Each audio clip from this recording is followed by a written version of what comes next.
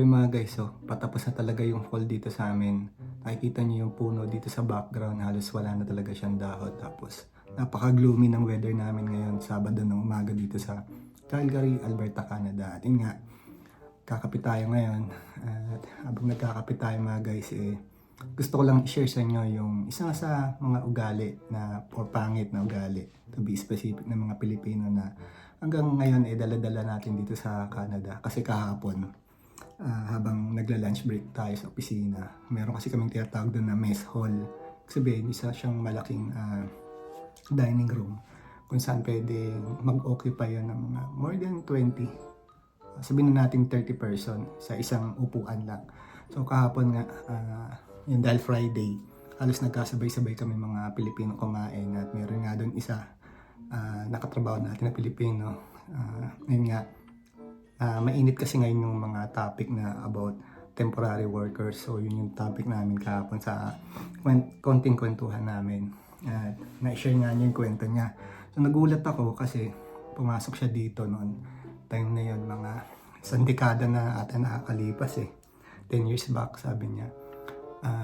Pumasok siya as temporary worker, bali from Philippines, na nadala siya dito, in-sponsoran siya as temporary worker. So, unang trabaho niya is nasa Tim Hortons. Sabihin na natin kasi yun naman talaga yung pag sinabi mo Canada, yun yung sikat na coffee shop dito, yung Tim Hortons. So, doon siya nagtrabaho ng mga ilang, parang naka-isang taon din siya doon. Tapos, natapos niya yung kontrata, lumipat ulit siya sa ibang restaurant. So dito sa pangalawang restaurant na to, dito nangyari yung kanyang istorya. Take note sa kapwa, sa ano niya pa yun sa sarili niya kamag-anak, bali pinsan niya.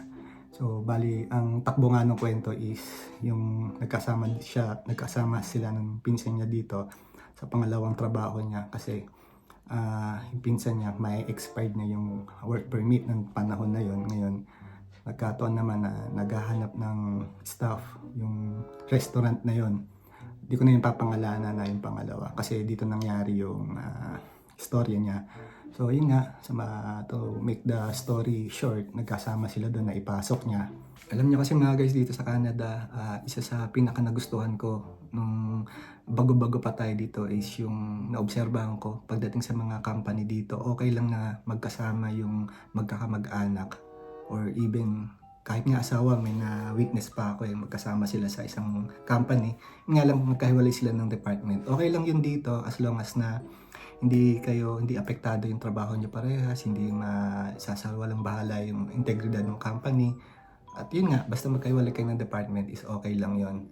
At yun nga mga guys, to make the story short, nagkasama na sila sa isang trabaho, sa duty, yun, halos nagkakasabay sila paminsan-minsan daw.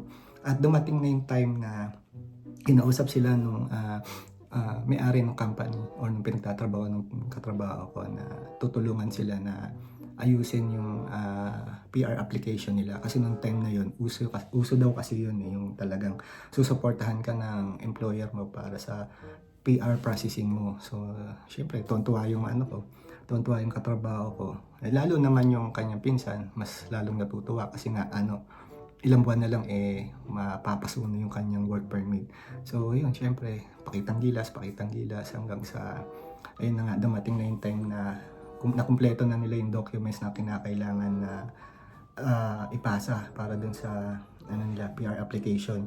At yun na, dumating na daw yung news na hindi niya ni-expect, na sabi sa kanya nung may-ari, kinausap silang dalawa kasi magaling din daw yung pinsan niya kasi nga ex crew sa Pilipinas ng isang sikat na fast food chain. Matagal din doon nagtrabaho, parang sabi pa nga nung katrabaho ko, parang umabot siya doon sa position ng supervisor. So talagang hindi rin basta-basta. So yun nga, dumating yung news na hindi niya inaakala na isa lang daw muna sa ngayon yung pwedeng sponsoran nung may-ari nung pinagtatrabaho nila. At yun, parang mamimili sa kanilang dalawa kasi nga syempre yung katrabaho ko, ang age lang naman niya sa company is matagal siya, pero skill wise, experience wise, pero parang parang hindi pag-anoon ka nare-reach yung expectation. Pero yung pinsan niya na yun nga, ex-crew, malawak yung experience niya pagdating sa ganun. Yun yung parang panlaban naman niya. So, syempre, parang nagkaroon na sila ng konting hindi pagkakanawaan hanggang sa dumating yung pagkakataon na nagkasama sila sa isang duty.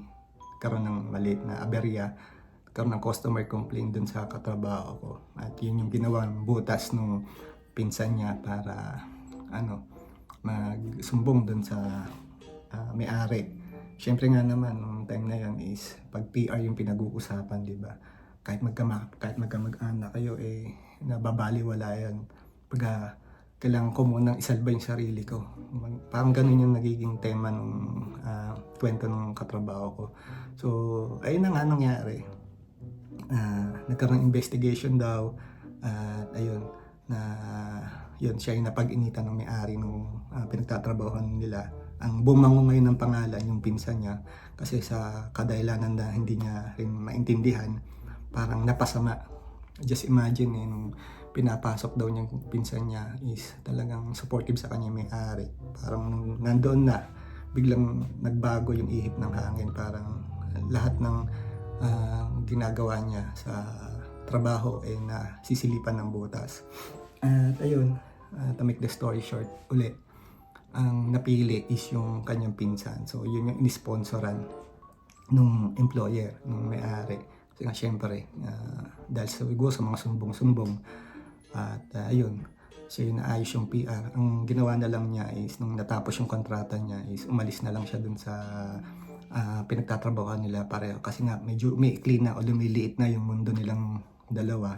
Nagkakaroon na ng hindi magandang pagkakaunawaan at ayaw na rin daw niya umabot pa sa sakitan. So, ayun, umalis na siya, naganap na lang siya ng ibang trabaho. Yun nga lang, kwento niya, ikaw na nga yung tumulong.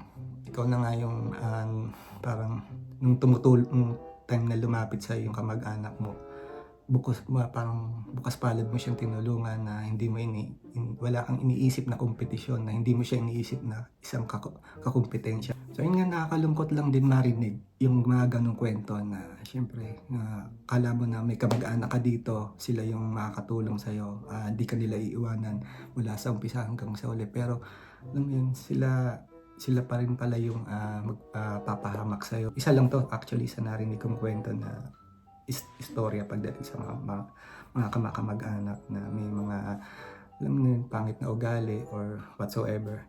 Yung isa kasing narinig kong kwento is pagdating niya, parang syempre parang narinig niya kaagad is walang kamag-anak dito sa Canada. Kumbaga kung magkano yung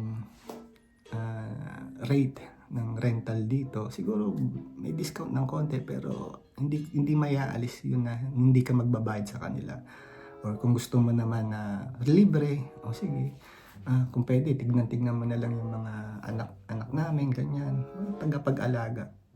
Yun yung kabayaran ng pagtira-tira mo dun sa bahay nila. So mga ganong kwento ko talaga na nawi-witness dito. At siguro naman, di lang ako yung isa na may experience, nakakarinig ng ganon, marami din.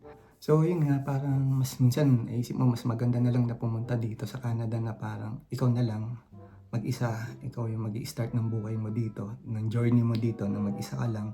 Doon may mga kamag-anak ka, parang minsan ayaw mo na lang sabihin na sa kamag-anak mo na pupunta ka dyan. Kasi minsan, syempre, pagdating talaga dito, matagal mo silang hindi nakasama sa Pilipinas eh. Hindi mo alam kung ano yung nagbago sa mga pag-uugali nila. So yun, nakakalungkot na nangyayari dito. So yun nga, yun lang yung maikling na imarites ko sa inyo kahapon. Kwentuhan namin ng mga katrabaho ko.